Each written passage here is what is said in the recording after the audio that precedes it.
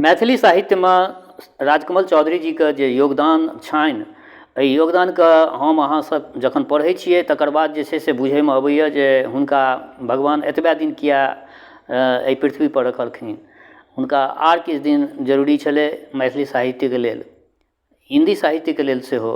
ओ मैथिली साहित्यसँ बेसी हिन्दी साहित्यमे लिखने छथिन। तऽ आइ कथा यात्रामे जे छै से श्री राजकमल चौधरी जीके एकटा रचना राखि रहल छी। रचनाके शीर्षक छिए केतकी। बेस लेल जाउ ई रचनाके पश्चात अपन प्रतिक्रिया राखब। 5 वर्षक बाद तुरन्ता माझी मोरंगसँ घुरिकऽ गाम आयल तऽ मलाह टोलक सब स्त्री पुरुषके तुरन्ताके भाग्य पर बड़ करुणा भेलै। कारण तुरन्ता मलाहक दुनू पैरमे लकवा मारि देने छलै। तुरन्ताके पितियन बाजल छल जे कोनो डाइन बाँध चला देने हेतै। हम पहिने कहै छलिए रौ तुरन्ता मोरंग नहि जो, अपन गाम घर छोड़िकऽ जयबाक फल इएह ने होइ छै। सरुप्पा मलाह दिनाजपुर गेल से आइ धरि घुरिकऽ नहि आयल। उचितवा धानुक चाहक बगानमे नौकरी करऽ गेल तऽ ओतहि साँप काटि लेलकै, मरिए गेल। मुदा तुरन्ताके तऽ छलै जे मोरंगमे रुपैआ पानि जकाँ बरसै छै।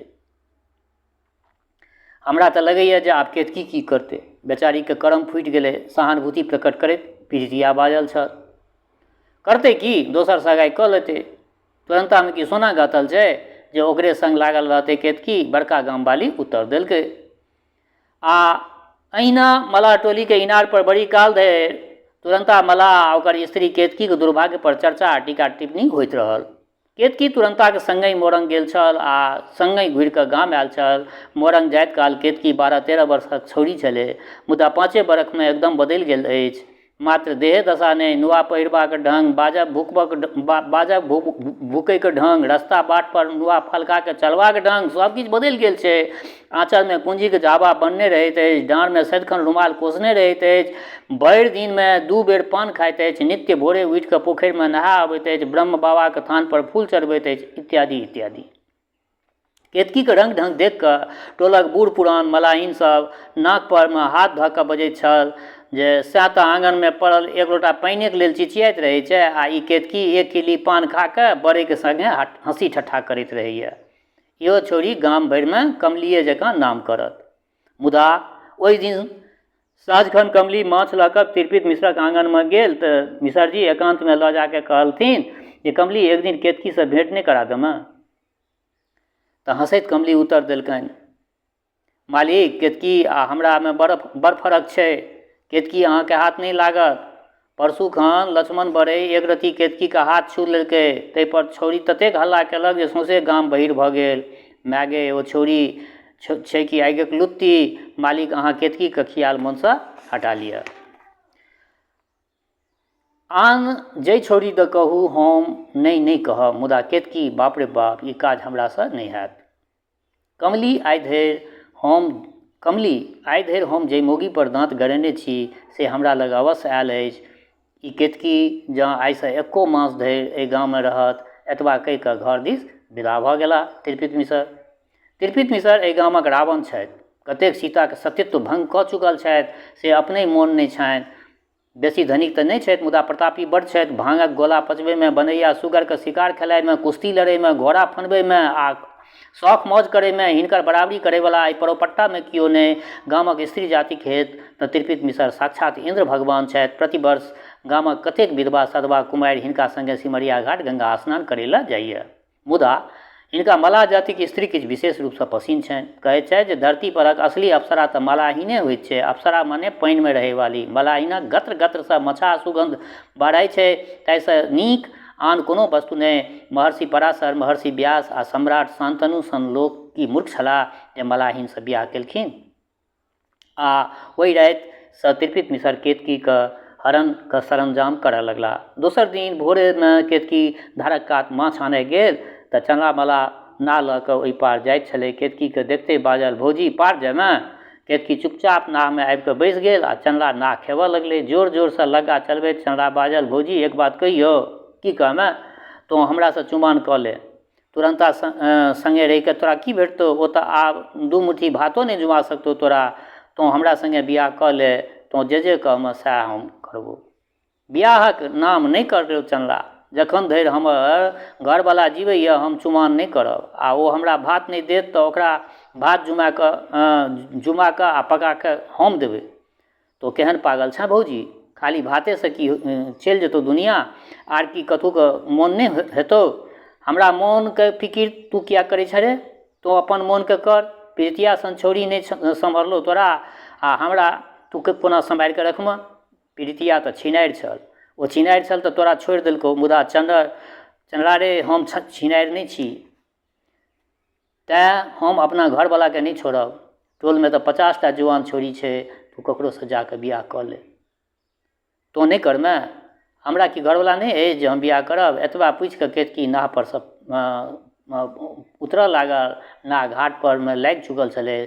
सब दिन ई शान्त नहि रहतौ केतकी, आ ई शरीर आ ई देह दशा नहि रहतौ। जखन केओ पुछबो नहि करतौ तखन बुझबिही। नाहसँ उतरि कऽ लगा नाहे पर फेकैत चंद्रा बाजल छल, हमर देह दशाके फिकिर तोरा किया होइ छौ रे? शरीर की ककरो सब दिन साथ देलकैए? तुहूँ सब दिन की एहने रहमे? देह संग नहि रहै छै, मुदा मोन तऽ सब दिन संग रहै छै ने रे।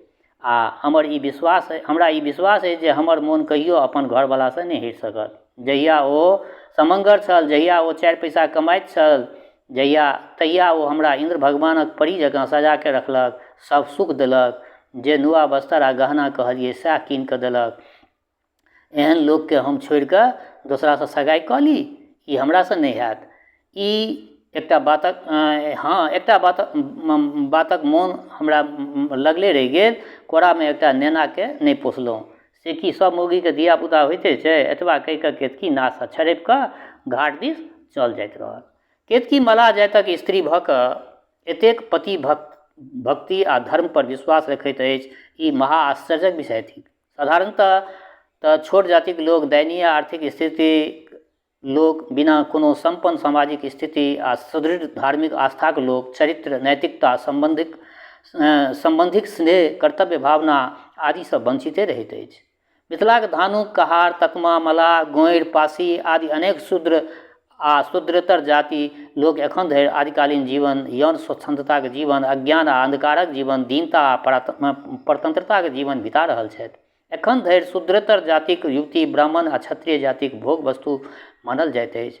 रारक मौगी सबके भौजी एखन धरि ई अपना ओतऽ प्रचलित छै। मुदा केतकी मोरंग घुमि कऽ आयल अछि। केतकीके 12-13 वर्षक अवस्थामे कोनो मालिकक सेवा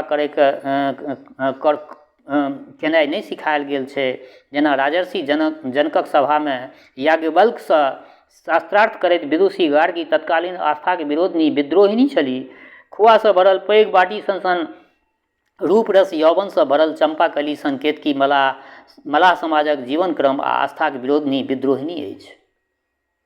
परम वृद्ध हरखू माझी नहुए स्वरमे बाजल, कपार पर मरल सन रोगी तुरंता बैसल छै। कते दिन धरि केतकी देह सम्हारने रहती? दुख और भातके लेल लोकके की नहि करऽ पड़ै छै। तुरंताके स्नान भोजन करेलक, अपने 2टा रोटी पेटमे रखलक, फेर एक मुट्ठी बीड़ी आनि कऽ तुरंताके देलकै, तखन ओसारा पर कुनिया भऽ कऽ सुति रहल। आ तहियासँ नित्य रातिके त्रिपित मिश्र तुरंता माझीके घरक चारू कात टहल मारऽ लागल। चरित्रहीन छलाह ओ त्रिपित मिश्र। कमलीक द्वारा त्रिपित मिश्र केतकीके 2टा 5 नोट पठेने छलै, मुदा कमली नोट लेने घुरि अयलनि।